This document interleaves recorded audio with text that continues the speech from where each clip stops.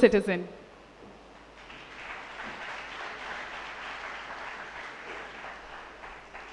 May I please request Mr. John Laxon and Mrs. Kriti Sanon to launch the 3rd season of the New Zealand Excellence Awards and the New Zealand Taught Masters.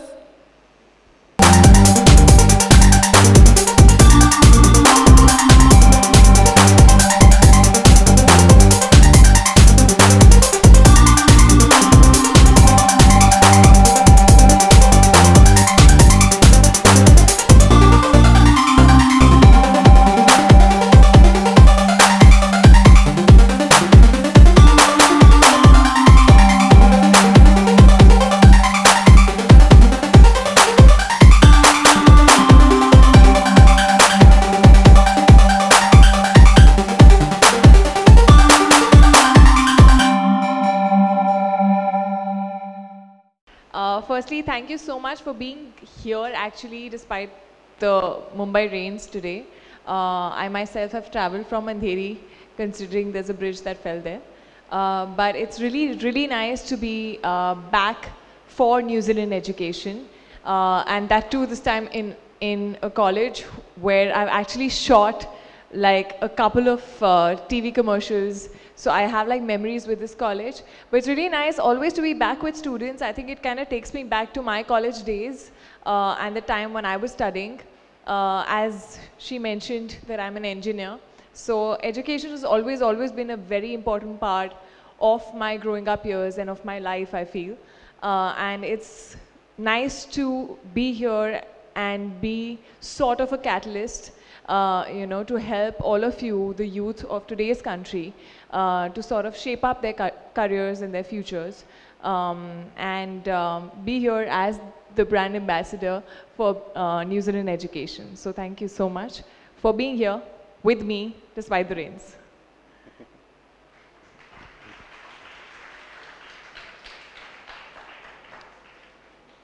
Two initiatives today, New Zealand Excellence Awards. So for our 3rd season running, we are offering a dedicated scholarship to 4 Indian students who would like to select a New Zealand university for their either undergraduate or, in many cases in this room, postgraduate, with 34 partial scholarships for a variety of STEM, science, technology, education, engineering, mathematics and other subjects to study at the total and funding available. So applications are officially, as of now, open. So you are the first ones to be able to apply, and we'll be continuing through to the 30th of October for applications for the Semester 1 2019 intake. So please do go ahead and apply. They are great scholarships. You'll be hearing about what programs. Our website has been launched today specifically for Indian students who are thinking about a postgrad whilst you're studying and after your studies for up to 3 years. Course of the master's degree program, both accelerated and extended program options depending on your career path, so tailored to the speed at which you want to progress through a master's program, and also, as we mentioned, universities that are ranked in the top 3% worldwide. All of us have really nice memories of college. So is there something special you have? I think college years, I would definitely say, are the best years of your life, and they do not come back. So actually make the most of this. I really feel that my college years, although I was kind of a nerdy student who used to like really, I mean, I was not a front bencher purely because I'm tall, so I had to sit at the back. But otherwise, I was really into studies. And I was someone who, I guess, you know, really wanted to do my best, whatever I put in, you know, whatever I went for. So I've always been like that, and I think education has really groomed my personality. I think today, even though I'm in films and I'm acting, it's got nothing to do with actually what I studied, but I really feel that as a person, I've become a lot more confident, a lot more aware, a lot more, you know, able to sort of make decisions in my life because I've gone through a process of educating myself. I've gone through, engineering can be really, grilling. Like you have like exams 3 times in 4 months, which is insane. And you really have to be able to take pressure. You have to be able to make decisions in your life. You have to have a sense of awareness, not only around you, but also what's happening in the world. You know, especially in the fields that you're going for. So I think college years have been very important. Of course, coming to this particular college, as I said, I have shot a few ads here, so it takes me back to even my modeling days and stuff, where I've shot ads in this very compound here. And it's always great to be interacting with students, I think, you know, no matter what happens, that college life and that sort of fire that you have when you're in college, it doesn't change. And it does get me back to my days when I used to like even participate in like in my college dance troupe and go to like different colleges and have like competitions and stuff and come back winning and feel good about it.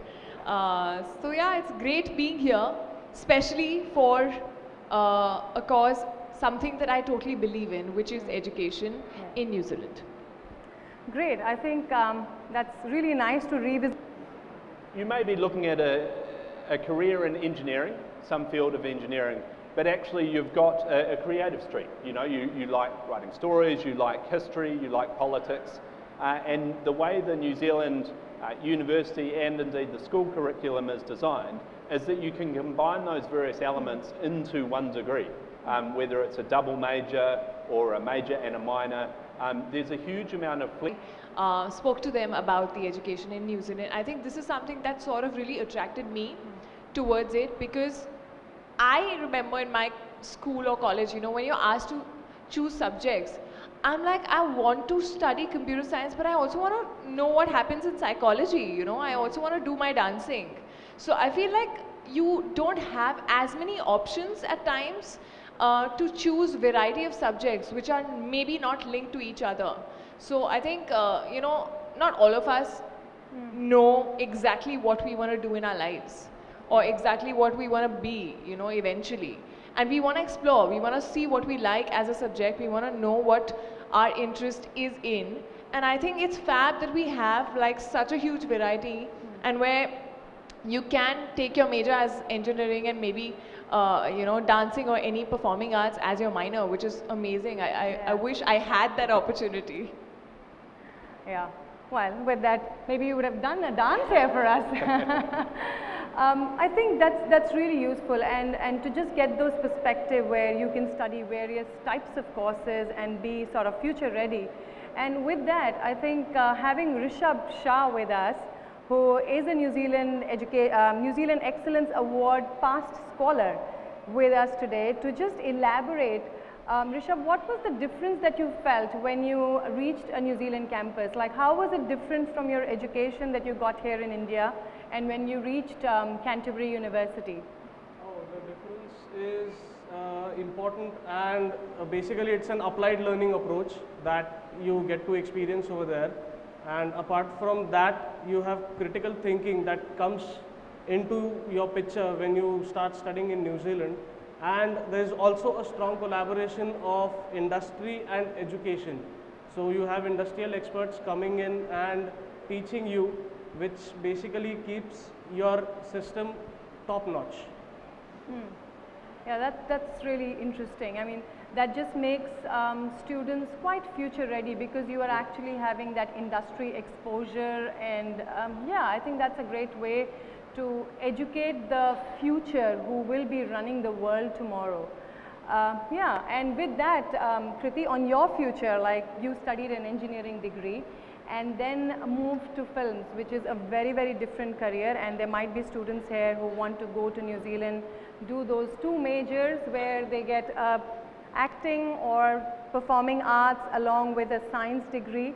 And if they were to transition, how would they transition from science nerdy to a film actress, a successful film actress? So how was that transition? I think it's not about, I never planned it like this. Like, I never thought, oh, I'm going to do BTech and then I'll become an actress. It's never like that. I think it's always, you know, you discover what you want to do. And when I was in school, I remember being someone who was very studious and I liked science. Well, my mom's a physics lecturer, so it kind of relates to that. I wanted to take up science. I didn't know, okay, I said, I like computer science, so maybe let me become a software engineer. I had no idea what a software engineer does. Then eventually I ended up doing electronics and communication, which I liked while I was doing, at least the communication part of the BTech. But I still didn't know what eventually I'm going to end up doing, you know, as a daily job, as, you know, my career. I didn't know what I would enjoy. And that's when sort of modeling happened, and I discovered while doing TV commercials that I could act, which is something that I had never tried on, you know.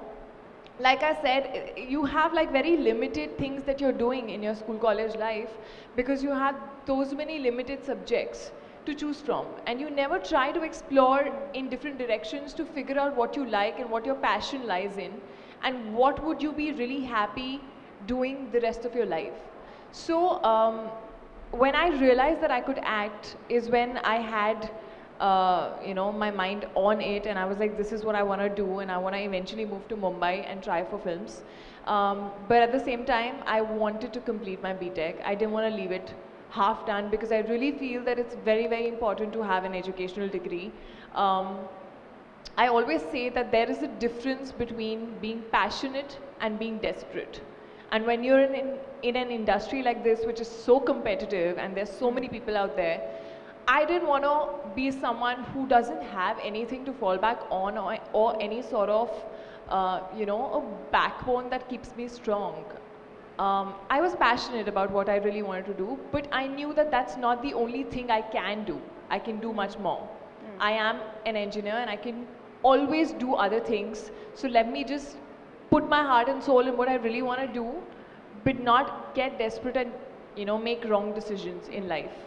That's how it's happened for me, but I really feel that in general, I really want to advise all of you to never stop exploring, to never stop figuring out what you really like and what you really want to, you know, eventually do in life. Choose a variety of subjects that interest you in general as a person, and you might find what your actual dream is. So I think that is something that I really admire about New Zealand and their structure of education, because it gives you that room to choose what you really, you know, feel like exploring. I think, you know, it's one life and it's mostly so many years that you want to sort of educate yourself. It's obviously a constant learning throughout life, but yeah, I think just go out and explore is what I would say. Yeah, so I think from an engineer to an actress, and just an hour back you were a journalist interviewing Rishabh.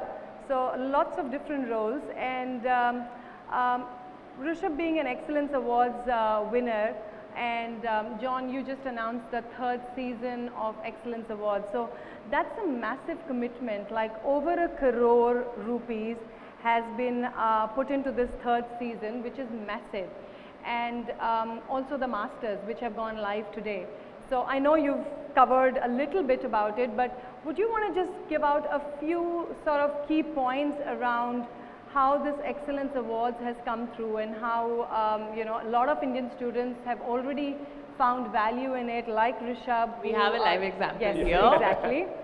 Lots of his colleagues, and how these students can now go in for masters, the specializations that are offered with the various you know, different subjects to choose from, and also tap into the funding opportunity through the Excellence Award. So that will be really good for these students, considering we are launching it here at their campus today. Yes, certainly. So in terms of the New Zealand Excellence Awards, this is a partnership between the New Zealand government through Education New Zealand and our 8 universities. So each of our 8 universities is committed to co-fund partial scholarships just dedicated towards Indian students. And what that reflects is 2 things. One is the growing demand for a New Zealand university education from our Indian students. We've seen a 20% increase just in 2017 alone of the numbers of Indians. The students' future ready. So yeah, I think safety, the variety of courses, the cultures, and having the opportunity to interact with, you know, different cultures and different kind of people, which makes you ready for a global, for global opportunities, for not only having opportunities here, but also knowing what's going on everywhere else, and being ready for all kind of technologies coming in, all kinds of, you know, things happening in the world. I think just on that, John, would you like to talk a little bit about the student experience and the emphasis that Education New Zealand puts on the student experience? Like when a student from India or wherever in the world goes to New Zealand, there is one part of it around studying at a campus and getting imparted that education, but also the overall student experience and the emphasis that we put into that there is like a really positive experience that a student has. And I understand, like Education New Zealand, like my organization, all has a team working on that particular part of the work. Yes, well, even if I start from when I was a student, straight away when you enroll in the university, you get a whole lot of information about what to expect, what you need to prepare for, right down from finances to clothing to all of those sorts of things, and through to being welcomed at the airport when you arrive if you're an international student. And then there's dedicated orientation weeks, which are a lot of fun before the real study and work starts. I don't know if you'd like to share any stories from orientation weeks? Oh yeah, the orientation is amazing. You get a hang of the universities over there, the people over there. There are so many student advisors which basically keep you in touch with all these particular activities. Each and everything is so very streamlined that you can easily imbibe in that. That's one of the amazing things that I've experienced. And I think another point to add is that career and education counsellors and even job centres are all located on campus. So whether you're looking for support to work, options for where to live, or if you want to change where you want to live, financial advice, student support and counselling, all of those things are embedded or available across all of our universities. In fact, many of them are required by law in New Zealand to ensure that students have a positive student experience. So New Zealand was the first country in the world to require, under federal or parliamentary legislation, a code of practice for international students, which meant that anyone enrolling an international student had to provide minimum standards of care to ensure that the student experience was a positive one. Because whether it's a New Zealand student, an international student, we want people to be succeeding in their studies and their lives so that they can go on and have a positive life experience and also be alumni and advocates for the experience they've had. So it's really central to our mission. It's one of the reasons why international education is our fourth largest industry, because there's such a strong focus on it, and it plays such a positive role in enriching New Zealand's culture, because we have students from more than 180 countries contributing their own perspectives, and we have student clubs from all parts of the world at all of our campuses, and they make a great contribution on campus and off campus. It's fantastic. Yeah, I think, sorry? Yes.